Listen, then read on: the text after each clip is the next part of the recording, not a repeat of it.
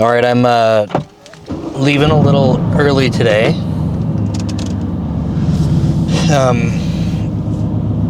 And just like I suspected, I parked at the edge and someone parked beside me. And when you park at the edge, you can like kind of park into some extra space where there's just some, I don't know, like not, what am I trying to say? Like filled lines, like hatched lines. You can kind of park over them and it just frees up more space on your other side because no one else can park in that spot. So when you get an end spot, you can park over the edge and give yourself some more door room. I knew this was going to happen. Someone parked beside me and just completely disregarded the fact that there's lines on the ground and parked basically up against my door. So I still couldn't open my door and had to like shimmy in, even though I purposefully gave myself room. I took a picture of it and they're parked completely over the lines. It's just like they didn't look and decided to park as close as they could to my car without hitting it. Maybe they did hit it, I don't know. They might as well have. No, I'm leaving early because I was in at the office this whole week instead of just 2 days as planned because travel to the office, but the person I was planning to meet with was actually sick today, so didn't really work out. So it's actually one of the worst days for me to drive to the office, just like for my schedule, because Thursdays for me are basically meetings from start to end, and nothing wrong with that. I kind of plan to have like heavy one-on-one days. Sorry with one-on-ones in the last video, and it's a heavy one-on-one day for me, but we had I mentioned in the last video I had to move some one-on-ones, which I don't like doing, for office travel. We also had another meeting that was scheduled today, so I had a bunch of stuff that's kind of unplanned for today that kind of disrupted the schedule. Again, totally fine. This is just how life is. I'm not complaining about it. But the one meeting that was in place got moved to Monday. So now there's a gaping hole in my calendar, which, again, not complaining, just explaining the situation. Just means I can do other work during that time, totally fine. And then because the one person was out today, I also had an hour-long meeting scheduled with them. So if they're out sick, basically I had all this time free up, and it's not effective for me to be at the office for this, so I'm just going to drive home. On Thursdays I have a late meeting as well, so I'm kind of doing what I preach, like have the flexibility in your schedule. I'm going to be on later tonight. Doesn't matter that I'm driving, like, you know, air quotes, like during work hours. I worked until whatever it was, like 8:30 last night. Like, it's fine. I'm not going to feel bad about it, but it is more effective for me to get home and just work from there. Kind of like I had planned distractions for today, if I can call it that, right? Again, not trying to be clear. I'm not complaining about having people come to the office and moving things around. Totally fine. But I had planned for those types of distractions. Now that they're removed, I don't want to have unplanned distractions kind of take up more time. So heading back from the office. Mostly just cheesed that someone tried to disrupt the parking situation. Man, what a pain in the butt. I don't know, like I want to trust that people try to do their best job when they're parking, but it's really hard for me to believe sometimes. It's really difficult for me to believe that sometimes. But anyway, I figured do a little bit of talking about BrandGhost from like a development perspective and what we got going on. I know I talked about this some the other day, and I was talking about like Azure storage. So I got to invest some time into that. I'm gonna yawn. I'm sorry. Don't mean to do it. So I got to spend some time coding up this stuff for Azure blob storage, which I think is going to be cool. part of me is not excited for it. The other part is like, I haven't actually used these services on Azure. Like, it's going to be new. I'm going to learn. That's okay. So that's cool. Definitely, like, I'll give you an example of why I think this is going to be valuable, even just from like an internal like usage. So one thing, and I promise this is going to be more technical than it sounds on the surface, but for what's going on here? Someone was in the far left lane, which is 2 turning lanes to get onto the highway, and then they decided they were at the front. They decided they're gonna just forget that, and they moved over 2 lanes, so everyone was honking at them. Amazing. So the scenario I want to talk about is for BrandGhost, all of the social media that we're going to be doing is going to be dog fooded. And if you're not familiar with the concept of dog fooding, because I realize this, and I think I've talked about this before in other forums, other videos, maybe on live streams or something, but the term or the phrase dog fooding, or to eat your own dog food, I didn't realize doesn't really translate well, like, or convey the same meaning properly to other cultures. And I learned this because we have at Microsoft, we have a dog food test ring, and I had employees from Mexico that after a while were like, by the way, what's dog food? Why do we call it dog food? And I was like, oh crap, I never thought that, like, you just might not know that from like I don't know, it's like not a phrase or something that would come up. And even it doesn't have to be because they're from Mexico, but it was just interesting that 2 people from Mexico were like, we just don't know what that means. So if you're not familiar with what dog fooding means, or eating your own dog food, it means that you're using your own product or service. And there's a lot of benefits to that, because you can be your own customer. Like, if you're feeling like it's painful, you're going to want to make changes for it, right? People are already hitting the brakes.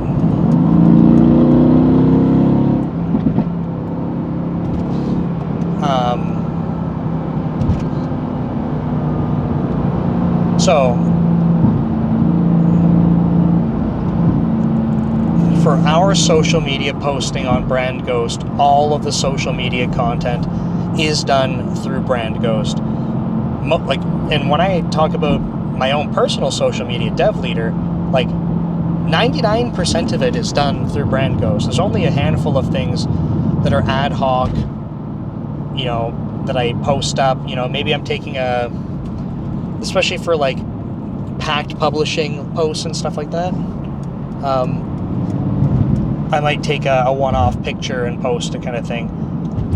Oh man, this highway is jacked up. I hate commuting. So there's rare situations like that where I'll go make a post. So with our stuff on BrandGhost, we're dog fooding all of it. We have our topic streams hooked up to go posting, and this situation happened where we set up these topic streams to post, and we wanted to have them be an image post across different social media platforms. And for me, I'm pretty sure I set these up in code. So, and I think I did. I don't know, because there was a bug, and that's why I think that I did it manually versus like through the app. Anyway. Oh, you know what? No, that's total bullcrap. There was a bug, but it's end user error, which is even more reason for this entire conversation. Okay, let me get it back on track here. So right now, when you want to make an image post in BrandGhost, you need to be able to provide the URL to the image. Not so bad. So you just need an image hosted somewhere that's public, and you give that URL to BrandGhost,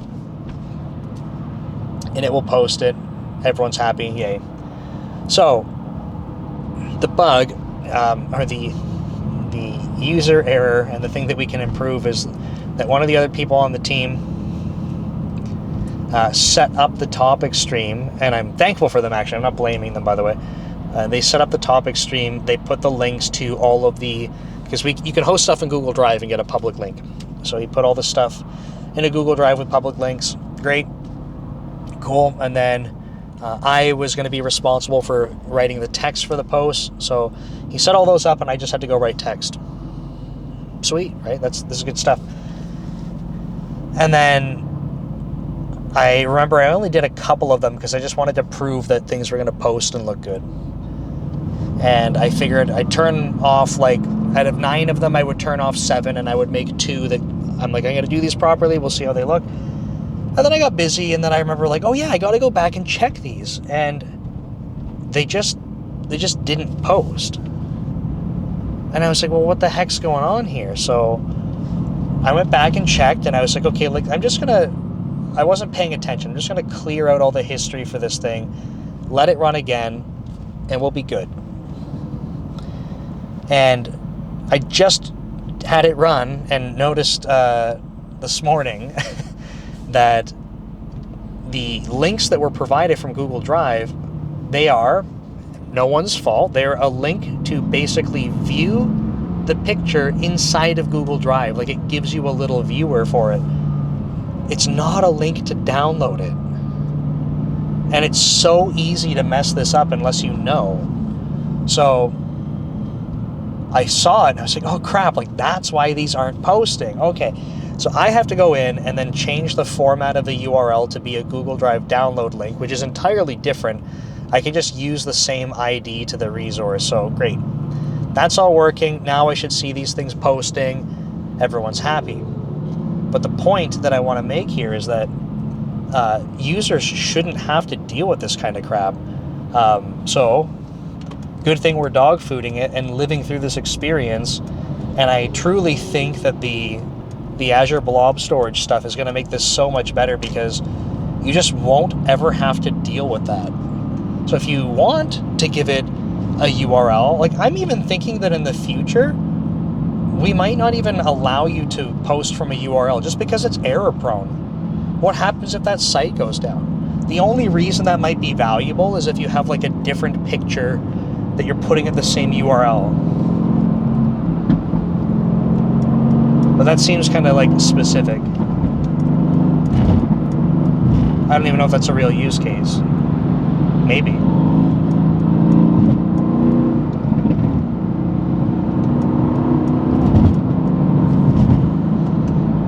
It's not so bad to get on the highway over here. I don't know why it was so backed up to get on. There's a huge line of traffic, but there's no traffic on the highway. Okay, so back to the Azure Blob Storage stuff. The reason why that's so valuable is that you just get to upload the image, as one might expect, and then internally in our system, we can deal with IDs for things. We can get URLs to download. We can get the bytes. Like, we have full control. And for all of the social media APIs that do just leverage URLs, we can at least say, don't you worry about it. We got the URL for it. It's an Azure Blob Storage. Awesome. So overall, I think it's going to make that experience so much better. Not only just from, like, a usability perspective, just like upload your picture or your video, whatever.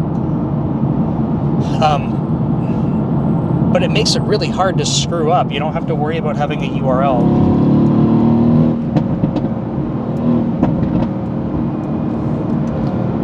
Someone pulled out into the fast lane and they're going, like, under the speed limit in front of me. We don't do that. So yeah, I'm excited to do some of the Azure Blob Storage stuff, just because, like, I think it's going to be kind of transformative for our platform. So I'm happy for that. I had one of the other developers checking out TikTok this morning. We had a funny bug. Like, we need to go submit to TikTok to get approval, but when we were testing it, we were just setting the expiration in our for access tokens in our server, just like kind of whatever. And we knew that there was a bug between our front end and back end for TikTok, and we kind of just, like, we're putting it off, and then we forgot. So the issue is that when you go to authenticate, it all works with TikTok, but we were telling our backend that the tokens were already expired.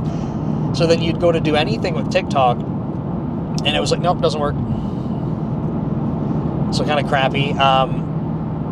But I just had him look into that, and basically we were setting the wrong offset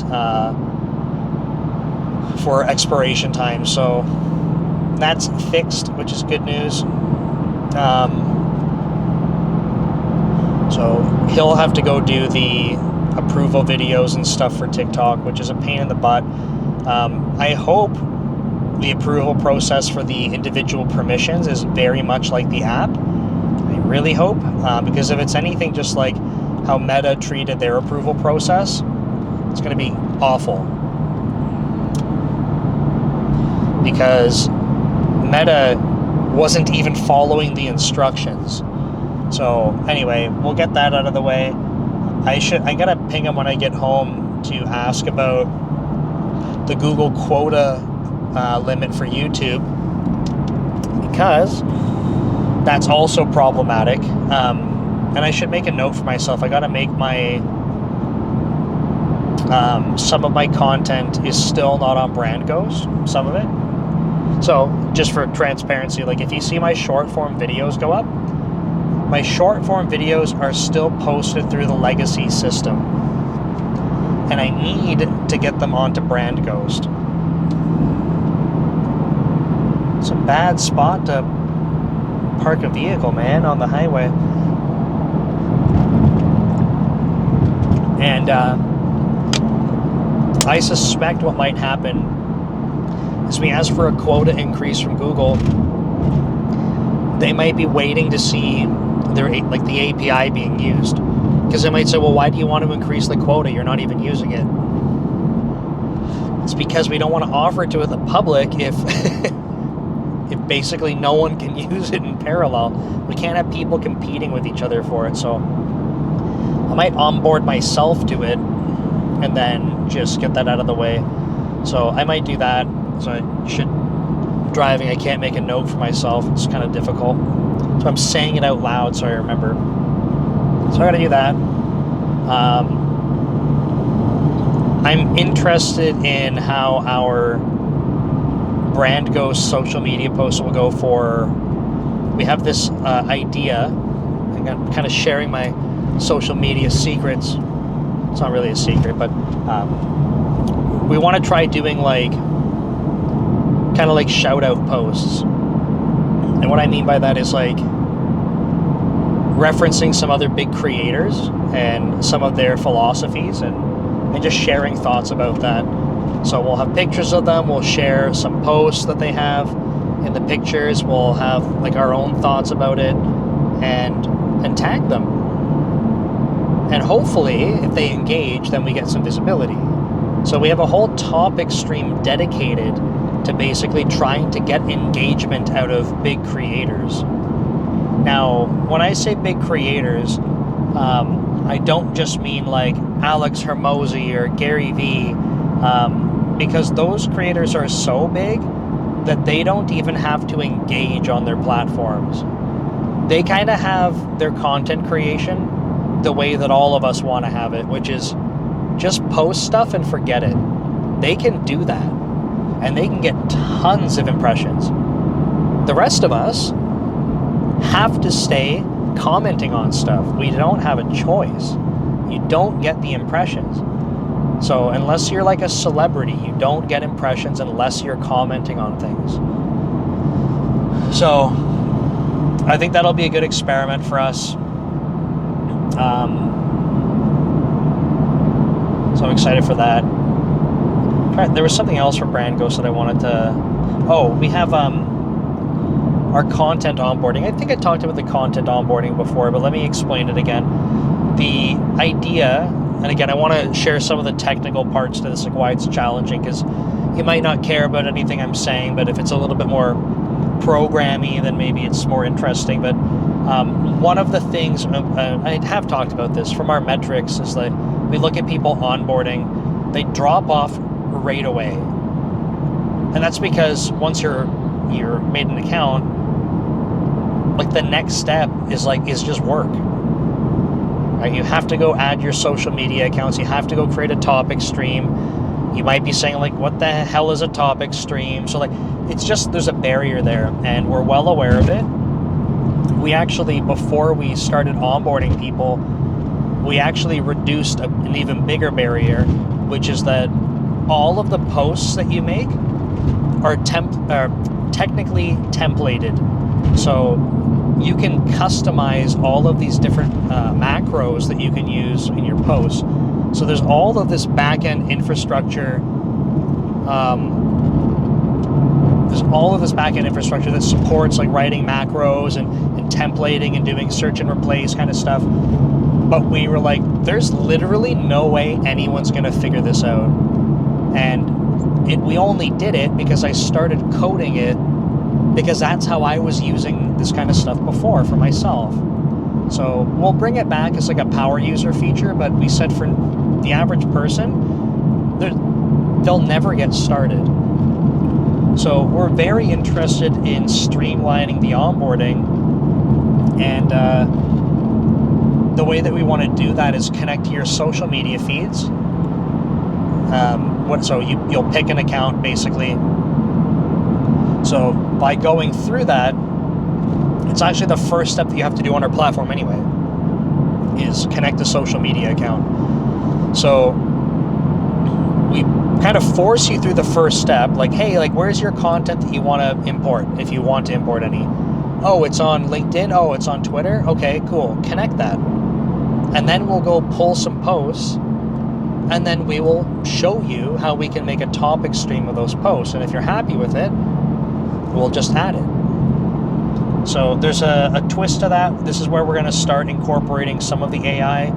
So I suspect, and I don't know this for a fact, but I suspect with some of the AI pieces here, if it hasn't got enough of your content to do, like to kind of rewrite in your voice, if it doesn't have enough, then we might fall into like a trap where we take your posts and we say, hey, we'll try to, give you variations of these posts that are improved with AI, for example. It just might not be enough of your tone, your voice, your writing style that it makes sense to do that effectively. We'll have to see, because the last thing we want to do is take some of your posts that you're proud of, and then we go to rewrite them to give you some extra variations just for more content, right? And then all of a sudden your new post is like, rocket emoji, in the vast realm of digital marketing, the landscape is dramatically changing. Let's delve into oh my goodness, I sneezed. I hope that wasn't the most deafening thing you've ever heard. I'm sorry. I don't even know how to mute this if I have to sneeze, so you got to be ready all the time. So we don't want to rewrite stuff and just make it total garbage for people. That's not, like, I don't want BrandGhost to become a platform where people are like AI generating content and just like blasting it out. Like, I don't want to be associated with that. So when we start using AI tools in our platform, I want to make sure that we're doing it in a way that's supplementary, gets you started, and not in a way that's like, we're just going to use ChatGPT and write the most garbage post for you. Like, I'm not okay with that. And it's because as a content creator, there are people I see that will literally do two things. They'll make a post that's just completely AI generated, and it's so obvious that you're kind of like, dude, please take this down, like I'm getting secondhand embarrassment. That's one thing. And then the second is the comments. The comments are so much worse. People are leaving AI generated comments, and I'm not going to call out, I don't even want to call them a competitor. They got a ton of people using their product, but I can tell they're using their product because the replies that are being left are just absolute trash. if you have a one-click button to generate an AI response, like an AI comment, and people are just like, I don't want to spend time on social media, let me do this, you end up with garbage. It's absolutely trash. And I personally think there's a way to make this better, but when you're just blindly posting AI comments, man, it's so obvious, and part of me struggles because, like, as a creator, when people leave comments, you're supposed to reply to them. It helps with your engagement and impressions. But when someone leaves a blatant AI comment on my post, I'm like, I just want to delete it. Like, I want it gone because it's like, it feels gross. So anyway, we'll see how that goes, but we want to make sure that when we're onboarding people, we can give them some variation to the content they already have. So we'll see. We'll have to see if it starts feeling really bad and it's just not enough context, then we'll move away from it. But that's a really big feature for us that I'm looking forward to. So I think I have to finish up one more API. I think I talked about it yesterday, very, very briefly. I just didn't have time yesterday. I actually started it this morning, sometime after CrossFit, before coming to work. But I hit a bit of a snag, which is funny because I was very confident I can make it backwards compatible, like no sweat. And I made the call site to it. So if you were to call the API, you can have flexibility in how you want to call it. So that part's backwards compatible. But I realized I need to change the response. And I can't just add to the response. I have to change the response.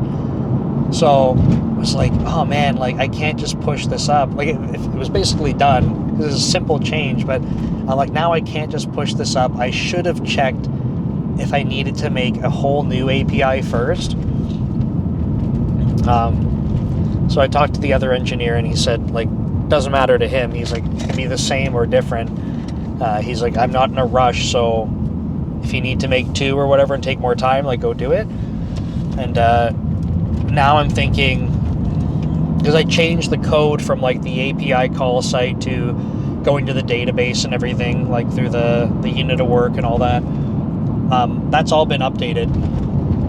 But what I might do is keep all of that, how it's been updated, and just make a second web API. That way I can handle the response the way I need to. But anyway, that should be quick work. So I think like tonight there's going to be a handful of things I can crank out right away and just have more progress. So I'm happy about that.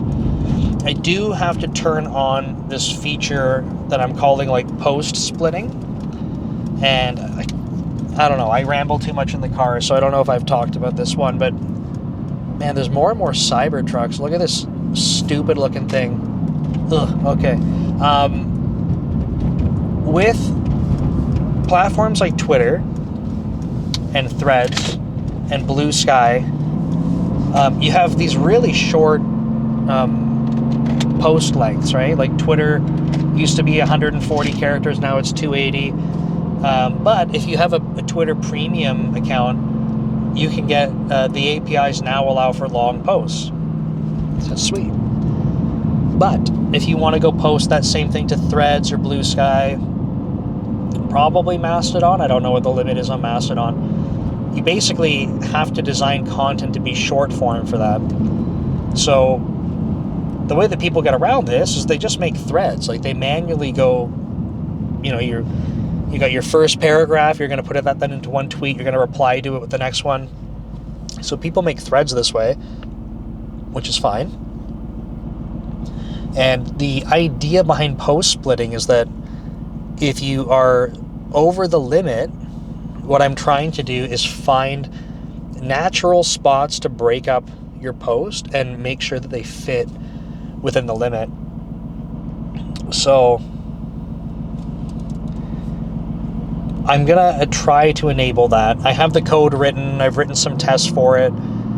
It's tricky because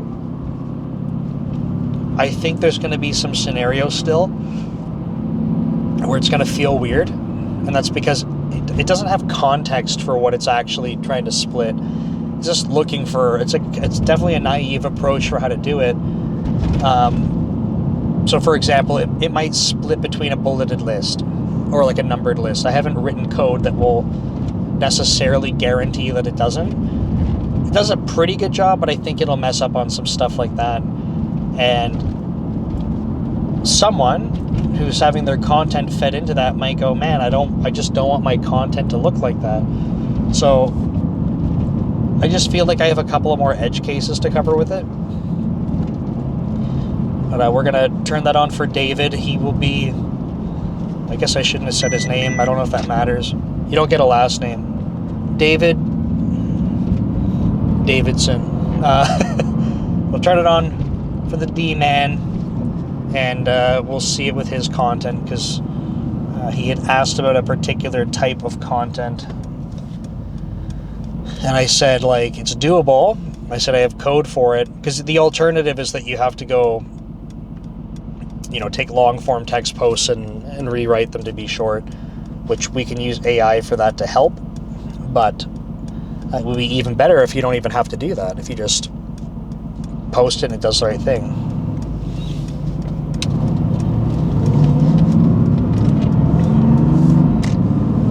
So I got to do that. So I don't know, that's like 5 or 6 things, I think, right? The Azure Blob Storage is definitely the big daddy, so we'll get that sorted out. But probably do a bunch of that tonight, to be honest. I'm not going to finish the blob storage tonight. There's just not enough time. And that reminds me, I got to get on a call with Ryan Murphy to finish up our course, because we're right there at school. So it might have to be a next week thing where we schedule some time and get on the recording together. It's going to be fun. So I'm almost home here.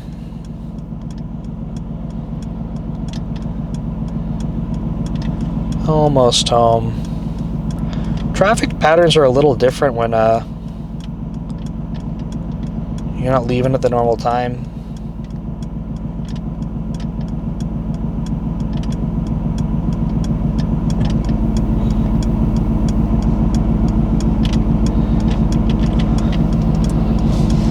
Although I don't know why this light's taking so long.